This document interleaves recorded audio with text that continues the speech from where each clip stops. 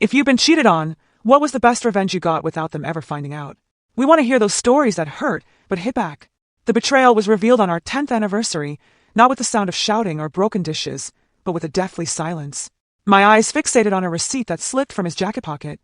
Dinner for two at Novel, the city's most exclusive restaurant, $347 plus a $100 tip. It was Tuesday, and he told me he was working late. The receipt wasn't the only proof. There was a shade of lipstick scribbled on the back, Crimson Confession 8, along with a phone number.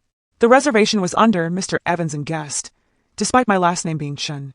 And then, the piercing memory of months without his touch, excused by the stress of his promotion. 10 years of marriage, 3 miscarriages, a mortgage that cost us blood and sweat, so he could live close to his office, while I paused my career to boost his. That night, I didn't confront him. I smiled through our anniversary dinner as he discreetly checked his phone.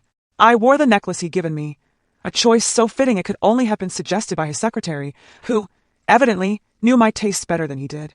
"Happy anniversary, darling," he said, distracted. "To many more." We clinked glasses.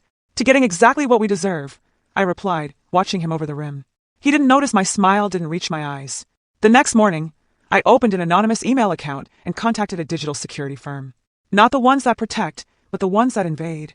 It cost me $5,000, nearly emptying my secret savings, the existence of which she never knew. Within weeks, I had everything.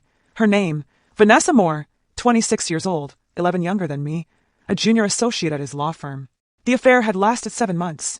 I possessed their messages, emails, hotel receipts, photos taken through restaurant windows, audio recordings of their late meetings. I knew she kept a toothbrush with her initials in his medicine cabinet, that she was allergic to shellfish and afraid of heights. He had told her I was emotionally distant after losing our babies, and they were planning a weekend in Barbados, charged to our joint account. I discovered she had just bought a condo, that she wore size 6 shoes and preferred silk robes, that she left her balcony door unlocked on hot nights, and that she lived alone with a cat named Pixel. What I did with this information unfolded over 6 meticulous months. I never raised my voice, never shed a tear where he could see me, never gave the slightest hint that I knew. My retribution began with research. Every night, while he slept, I sat in the guest bathroom with the shower running, reading divorce laws and documenting our finances. I uncovered hidden accounts, suspicious withdrawals, and tax discrepancies that spanned years. I created spreadsheets, saved statements, recorded conversations, a comprehensive file of every betrayal, financial and emotional. 5 weeks in, I found an envelope of cash in his golf bag, $24,000 that had never been declared on our taxes. I photographed it and replaced it exactly as I found it. Meanwhile, I became the exemplary wife. I cooked his favorite lunches, hosted dinners with his colleagues, even lost 7 pounds with what I called stress yoga, but which was actually calculated preparation. He barely noticed, too engrossed with Vanessa, to see the predator I was becoming. One night, he mentioned his firm was bidding on a major contract with Keller Industries. "How wonderful," I said, refilling his wine glass. "When will you know if you got it?" "Soon," he replied. "But it's practically guaranteed. Just don't mention it to anyone yet, because of insider trading concerns and all that." I nodded, kissing his cheek. Then, from a burner email account, I sent an email to their competitor, providing just enough information to make them competitive without revealing my source. His firm lost the contract. His promised partnership stalled as he drowned his sorrows with Vanessa at the Parkview Hotel, room 718, $329 a night, charged to his corporate card. I befriended Vanessa's neighbors. Nothing suspicious, just a new yoga enthusiast who coincidentally brought homemade kombucha to the community garden. Within weeks, I knew every detail of her building's security system, installed by the same company that protected our home. I crafted my alternate identity with care. Sarah, a freelance graphic designer who worked from coffee shops and wore no wedding ring. Sarah, who started attending the same spinning class as Vanessa's sister, who complimented her shoes and suggested a happy hour that blossomed into a friendship, who expressed an interest in investing, and was introduced to Vanessa's financial advisor, the same one who handled the money for her new condo. "You need a security system," I casually mentioned over drinks. "My ex was robbed last month. I can recommend the company that fixed his setup." By the 3rd month, I knew my husband planned to leave me after securing his partnership. I'd seen apartment listings in his search history, found the consultation with a divorce lawyer on his calendar, disguised as a dentist appointment. I began transferring small amounts to my personal account. Nothing suspicious, just enough to build a safety net. I updated my resume and took online courses to refresh my skills after years away from my career. I reconnected with old colleagues under the guise of catching up. On weekends, when he claimed to be golfing with clients, I visited my mother, collecting family heirlooms that had always been mine. I discreetly replaced our shared photos with identical copies, sending the originals to a storage unit rented in my maiden name. I cultivated friendships with his colleagues' wives, positioning myself as devoted yet naive. At dinners, I'd affectionately touch his arm. Robert works so hard, sometimes I don't see him for days. The wives exchanged glances, their pity evident. Those same wives became invaluable sources of information, mentioning nights they'd seen Robert, but not at the office. When Vanessa's building had a minor security breach, I was ready. I'd already befriended the security consultant who arrived to update her system. My IT background, the career I'd abandoned to support Robert, made our conversation natural. By the end of the afternoon, I understood exactly how her new protocols worked. Patience is the cornerstone of perfect revenge. I waited until their Barbados trip was just a week away. Robert came home smelling of her perfume on his collar, kissed my cheek distractedly, and announced he had a week-long conference in Chicago. "I'll miss you," I said, handing him his favorite drink. "I'll call you every night," he promised, already texting her under the table. The next morning, I called in sick to the elementary school where I volunteered. Instead, I drove to the mall across town and bought a burner phone. Then, I visited a college friend who worked in hospital administration. "It's for a thriller I'm writing," I explained as she described how medical record systems worked, where security cameras were located, and what protocols surrounded sensitive patient information. That night, Robert worked late again.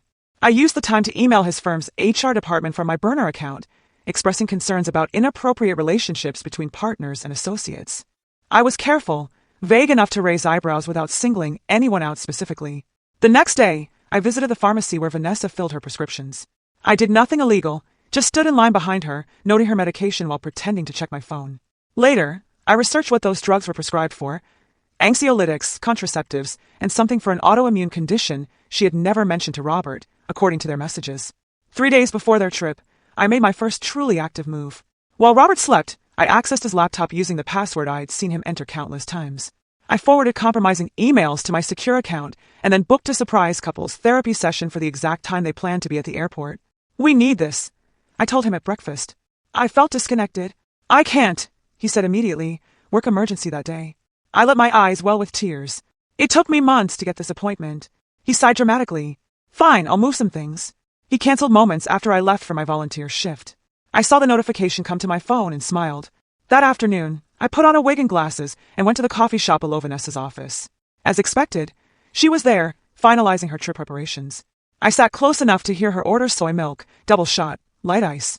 The next day, I waited for Robert to leave for work and then called Vanessa's office. "This is Dr. from Warner's office," I told the receptionist. "We've had an irregularity in Vanessa Moore's recent blood work. It's probably nothing, but given her condition, the doctor wants to retest before she travels." 2 hours later, I watched from my car as Vanessa entered the medical building. I gave her 15 minutes, then called her cell from my burner phone. "Ms. Moore, this is airport security. We've detected a possible issue with your upcoming trip. Could you verify your destination and dates?"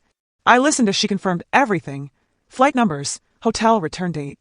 "Thank you," I said. "This appears to be a glitch in our system. Enjoy your trip." That night, Robert came home with roses and takeout from my favorite restaurant. "I've been distant," he said. "Work's been crazy. Let me make it up to you." It was guilt, not affection. He bought the roses at the grocery store opposite Vanessa's condo. I knew because I'd followed him there.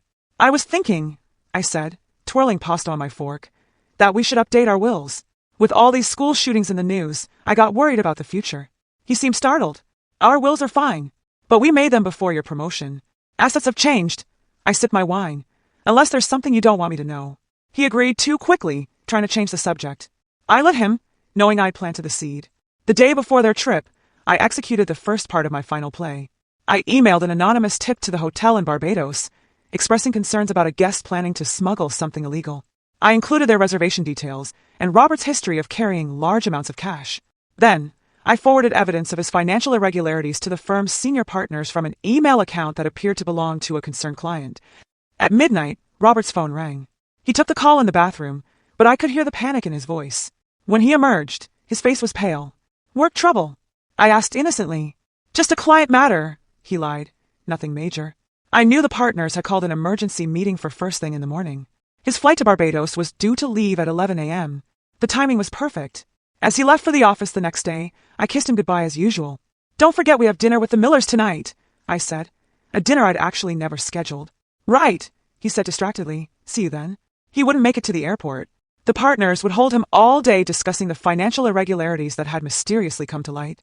While he was out, I visited Vanessa's condo building, dressed as a delivery driver with a package requiring a signature. I knew from my research that she'd already be at the airport, alone, waiting for Robert. The security guard, the same one who'd seen me with her sister, waved me up. I didn't force entry. I didn't have to. I simply left the package, a Barbados travel guide with a note that read, "Something came up, can't make it. We'll explain later." I left it on her doorstep, clearly visible to the hallway camera. Then, I drove to the airport and watched from the terminal as she repeatedly called Robert, her face crumbling as he didn't pick up because he was in meetings with increasingly suspicious partners. I watched her eventually board the plane alone, unaware that her romantic getaway had become a very expensive solo trip. Robert didn't come home that night.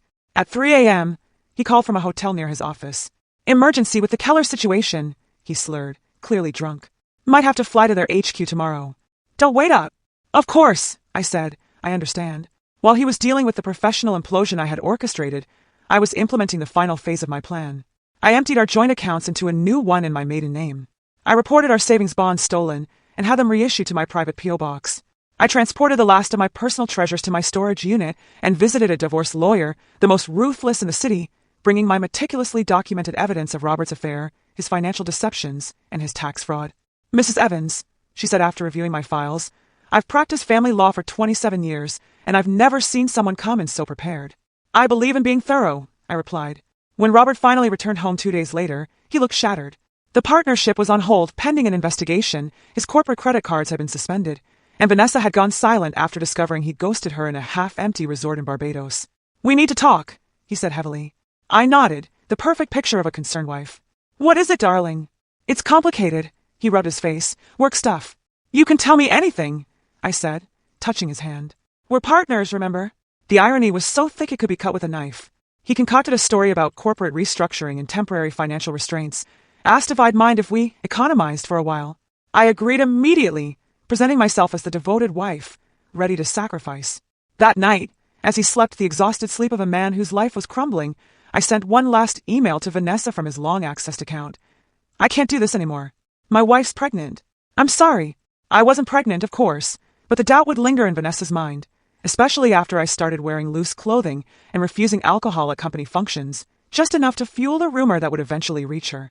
For 3 more weeks, I played my part perfectly. Supportive wife, financial partner, sympathetic ear to his. Increasingly desperate explanations. I even suggested we move to a smaller house, offering to look, acting completely oblivious that we couldn't qualify for a new mortgage with his ruined finances. The final act came on a Tuesday, exactly 3 months after discovering his infidelity. He came home to find me sitting calmly at the kitchen table.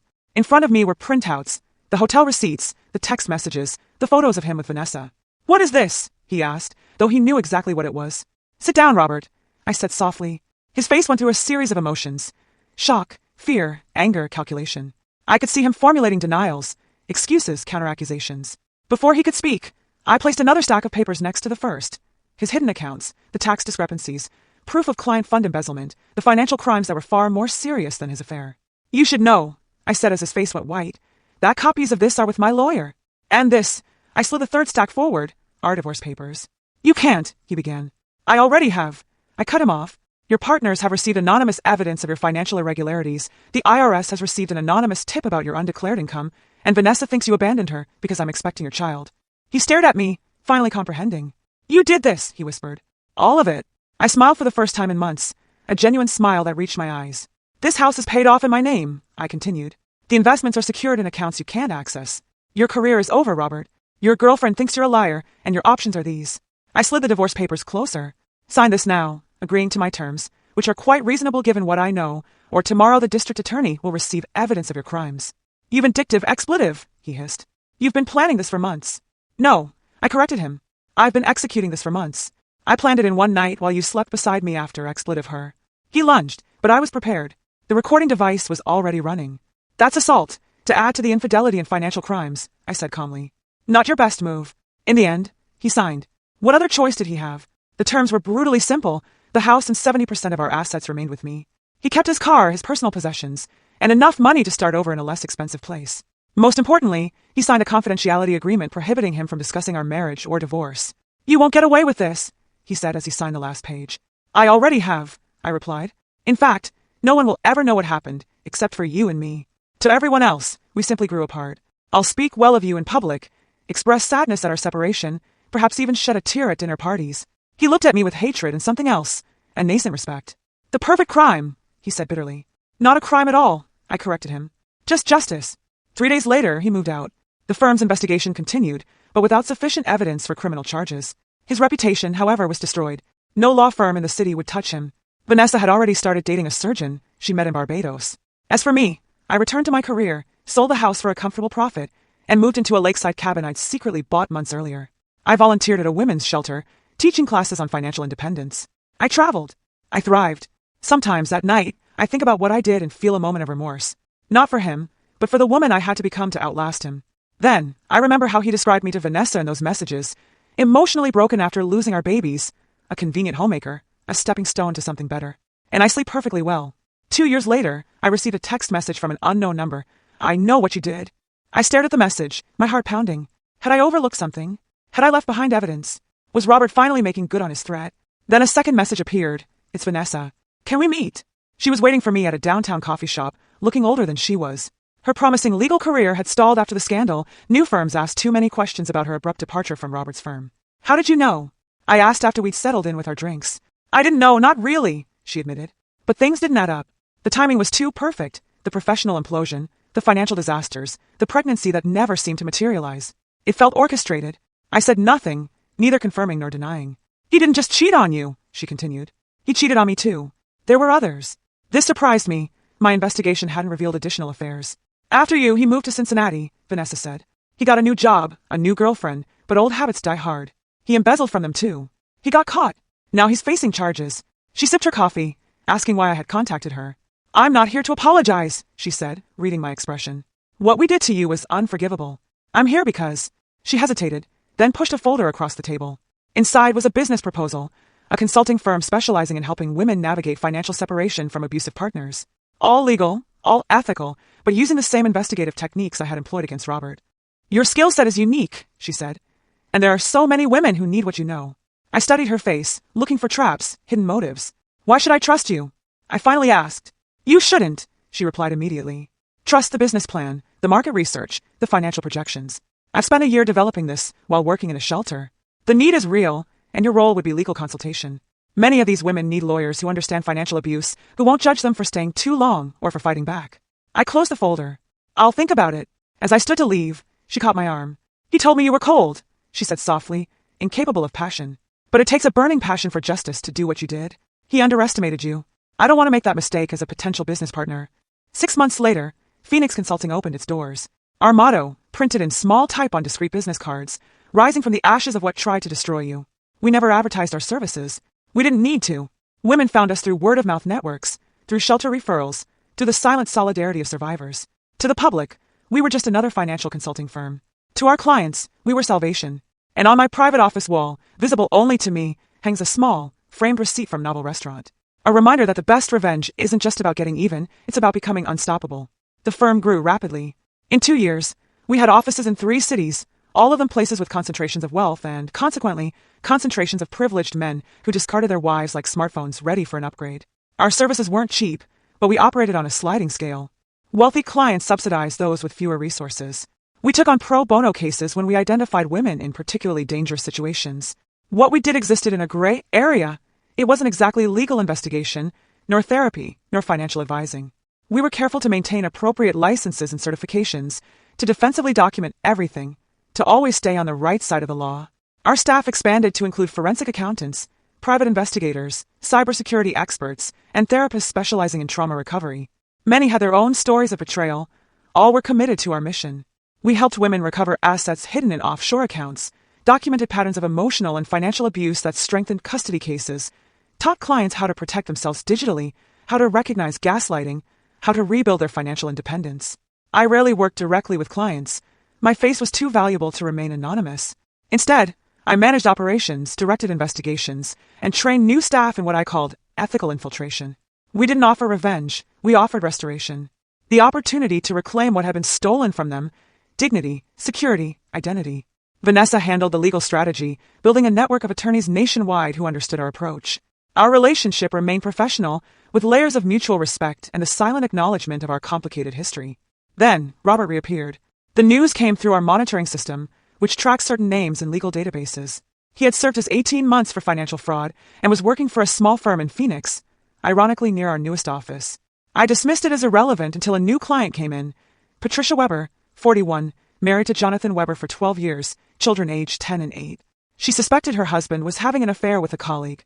During her intake interview, our investigator noted a detail that caught my attention. Jonathan Weber's law firm had recently hired a new associate, Robert Evans. I studied Patricia's file carefully. The pattern was identical: secret accounts, unexplained absences, gaslighting when she questioned anything, the disparaging comments about her intelligence, her appearance, her emotional stability. My first instinct was to recuse myself from her case. Too personal, too close. My second instinct was to burn Jonathan Weber's life to the ground. I did neither. I'd like to take Mrs. Weber's case personally, I told our management team. I believe my expertise is particularly relevant here. Vanessa shot me a penetrating look. Does this have anything to do with the new hire at Weber's firm? Perhaps, I admitted, but my interest is purely professional. She didn't believe me. I wouldn't have believed me either. But she nodded. Just remember what we tell our clients. The goal isn't revenge, it's justice.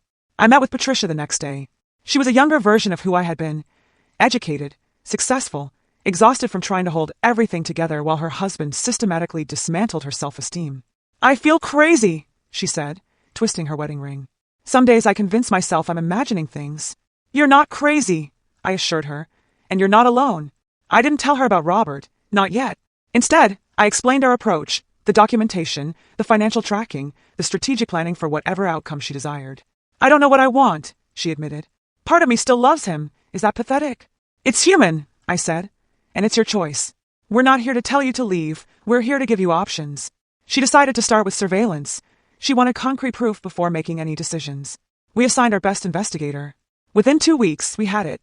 Jonathan Weber was, indeed, having an affair with a paralegal at his firm. They met 3 times a week at an apartment paid for through a shell company he had set up. What we hadn't anticipated was that Robert was also involved, not with the affair, but with Jonathan's financial arrangements. He was helping set up offshore accounts, creating legal cover for money laundering, essentially setting up the same system he'd used to hide his own assets. In our conference room, Patricia looked at the evidence. Photos, bank statements, transcripts of conversations. How could I not see it? She whispered. Because he worked very hard to hide it, I replied. Because people like your husband, and the men who enable them, are experts at deception. It's not a reflection on you. She looked up, tears streaming down her face. What do I do now? That depends, I said. Do you want to stay, or do you want to leave? I want him to hurt like I hurt. I understood that impulse all too well. Revenge feels good in the moment, I told her, but justice lasts longer, and rebuilding your life lasts forever. She thought for a long moment. I want both, justice and a new life. I smiled. Then let's make it happen. We developed a specific strategy for Patricia's situation. Unlike my scorched earth approach with Robert, hers was more measured. We documented the affair and the financial crimes, but we didn't expose them immediately. Instead, we helped her secure her own financial position, establish independent credit, and systematically gather evidence. You're teaching me to be a spy in my own marriage, she said during one of our planning sessions. I'm teaching you to protect yourself, I corrected her. One night, as we reviewed new evidence, Patricia asked the question I had dreaded. You seem to have personal experience with this. Did your husband cheat on you too? I considered evading, but decided to be honest, at least partially. Yes, I said, and I handled it decisively. Is that why you founded this firm? In part, I realized. There were too many women in similar situations without the skills to handle them. She studied me. There's more to it than that. I sighed. There's always more. But right now, we need to focus on you. The next day, our investigator brought news that changed everything. Robert and Jonathan were expanding their operation, recruiting other lawyers into their financial scheme. They had approached Patricia's brother, a junior partner at another firm. They've invited your brother to a meeting tomorrow night, I told Patricia, to explain their system to him. Her face hardened. Oliver would never participate in anything illegal. Probably not knowingly, I agreed, but they're very good at making these arrangements seem legitimate. She made a decision then. I want to warn him, and I want him to help us. Oliver Weber proved to be a crucial ally. Shocked by our evidence, he agreed to attend the meeting with a recording device. The transcript he provided documented everything. Robert and Jonathan explicitly describing how they helped wealthy clients hide assets during divorces, evade taxes, and launder questionable income through seemingly legitimate businesses. This goes beyond a divorce case now, Vanessa warned during our strategy meeting. We're talking federal crimes. I nodded, which gives Patricia extraordinary leverage. What followed was the most elegantly executed client resolution in our firm's history. Patricia confronted Jonathan with two options: a quiet divorce with extremely favorable terms, or exposure of his criminal enterprise. "How did you find this out?" he demanded, his face pale as he reviewed the evidence we had gathered. "I had help," she replied simply. "He chose the quiet route, of course. He ceded the house, agreed to generous alimony and child support, relinquished his rights to her business, and most importantly, granted her primary custody of their children. As for Robert, we handled him differently. Once Patricia's settlement was finalized and legally binding, we anonymously sent the evidence of the financial crimes to both the State Bar Association and the FBI. The recordings, the documentation of the offshore accounts, and a full schematic of their entire operation were included. The indictments came 2 months later. Jonathan, Robert, and 3 other lawyers were charged with multiple counts of fraud, money laundering, and tax evasion. The morning the news broke, Patricia came to our office with a bouquet of lilies. "Thank you," she said simply. "You gave me my life back." I accepted the flowers. "You took your life back. We just showed you the way." After she left, Vanessa lingered in my office doorway. "That's twice for Robert," she observed. "Do you think he'll make the connection?" "Does it matter?" I asked. "He's facing 15 years. By the time he gets out, we'll be a global enterprise." She smiled slightly. "This was never just about helping women, was it?" "It was about making what happened to me mean something," I admitted. "But does the motivation matter if the outcome helps people?" "I suppose not," she said. She turned to leave, then paused. "Just make sure the revenge doesn't consume you. You have too much to offer the world." That night, I sat on my deck overlooking the lake, watching the sunset paint the water gold. I thought about Robert, facing his second prison sentence, about Jonathan, losing his family and his freedom, about Patricia, starting her new life, about the women we had helped and those we had yet to reach. I had built something meaningful.